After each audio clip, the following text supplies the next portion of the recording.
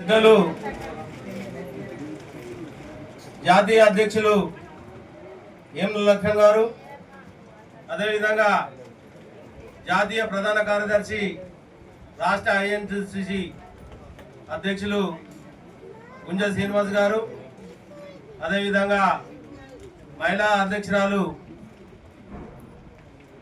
తిరుమలదేవి గారు, అదేవిధంగా తెలంగాణ రాష్ట్రం నుంచి వివిధ జిల్లాల నుంచి వచ్చిన అధ్యక్షులు, కార్యదర్శులు, సెక్రటరీలు, మా కుల బంధువులు అందరికీ నా యొక్క నమస్కారాలు తెలియజేస్తూ, ఇప్పటిదాకా మాట్లాడిన వాళ్ళు మన కులం గురించి అంతంతనే మాట్లాడేది. కానీ నేను ఏమంటున్నానంటే, ఈరోజు మనం ఉన్న ఇంకబడ్డతనానికి మన ఉద్యమం సరిపోదు, మన పోరాటం సరిపోదు. అది మీరు గ్రహించుకోవాలి, అందరం గ్రహించుకోవాలా. ఏం లక్ష్మణ్ ఒకటి చేస్తానో, దేరంగుల కృష్ణ ఒకటి చేస్తానో, లేకపోతే గుంజ శ్రీనివాస చేస్తానో పోరాటం మనం హక్కును సాధించుకోలేము. ఎవరి ఇళ్లలో వాళ్ళు ఉంటే మనం సాధించుకోలేని పరిస్థితి ఈ రోజుల ఉన్నాం. గత రాష్ట్ర ప్రభుత్వాలు, కేంద్ర ప్రభుత్వాలు ఎంత మోసం చేసినాయో, దగ చేసినాయి మన కులాన్ని.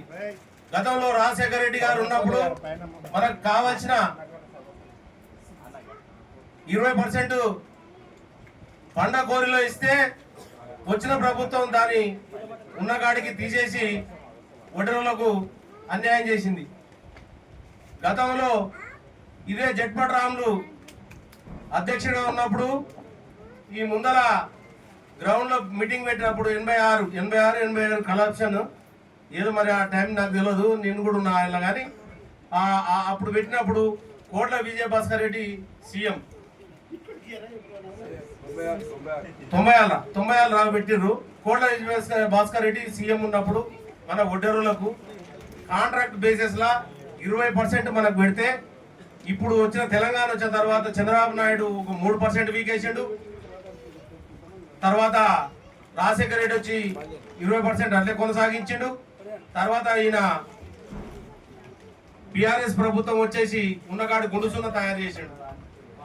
కానీ మనం ఎందుకు వీకేసిండంటే, మనము ఎక్కడ ఉన్న గొంగడి అక్కడనే ఉంది, ఎక్కడ ఉన్నాం అక్కడనే ఉన్నాం కాబట్టి పోరాటం చేస్తలేము, కాబట్టి గవర్నమెంట్ గుర్తించలేకపోతుంది.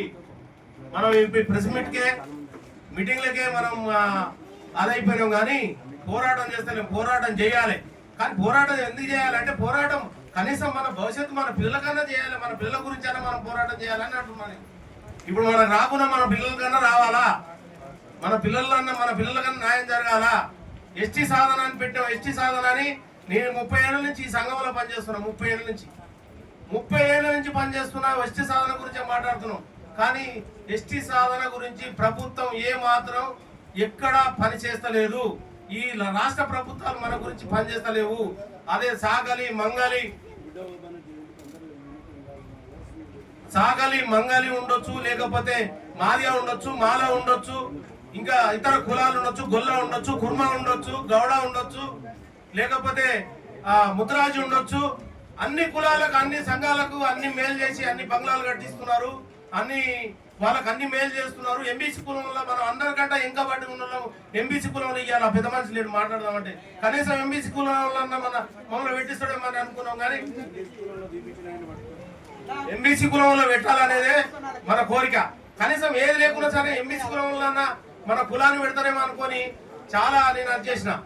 ఆయన పెద్ద ముక్క ఆయన ఒకటేసారి ఒడ్డెరులో లేరు, 23,000 మంది ఉన్నారు అని పీకేసి పక్కకు పడేసిండు.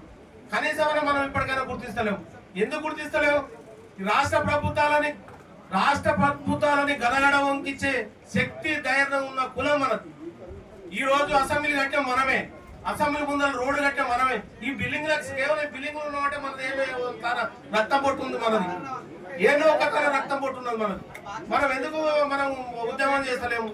ఎందుకు మనం పోరాటం ప్రభుత్వాల మీద ఉద్యమం ఏం చేస్తలేము, పోరాటం ఏం చేస్తలేము అని నేను ఈ సభముఖంగా మిమ్మల్ని అడుగుతున్నా.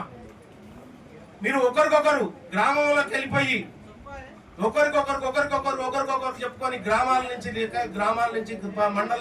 మండలి నుంచి రాష్ట్ర స్థాయిలో మనం ఉద్యమం చేపట్టినట్లయితే మనల్ని గుర్తించేవారు గుర్తిస్తారు, కానీ లేకపోతే గుర్తించరు. రాజకీయంగా ఇంకా పడినాం, విద్యాపరంగా ఎంకబడి ఉన్నాం, అన్ని ఉద్యోగ పరంగా ఎంకబడి ఉన్నాం, ఎందుకు ఎంగబడును? మనం పోరాటం చేస్తాం ఎంగవాడికి ఎంగబడును. ఇప్పటికైనా మేల్కుందాం, మేల్కొని మన పిల్లలకన్నా మనం న్యాయం చేస్తామేమో అని ఈ సభల మీద ఉండి మాట్లాడుతున్నాం, కానీ అది ఎన్నటికి సాధ్యం అయితే లేదు. సోదరులారా, మీరు గుర్తుంచుకోవాలి, మీరు ఏదైనా సరే మనం చేసేది మీటింగ్లకే పరిమితం కావద్దని మా పెద్దలకు కూడా చెప్తున్నా. మనం చేసేది మీటింగ్కే పరిమితం కావద్దు. మనం ఏమో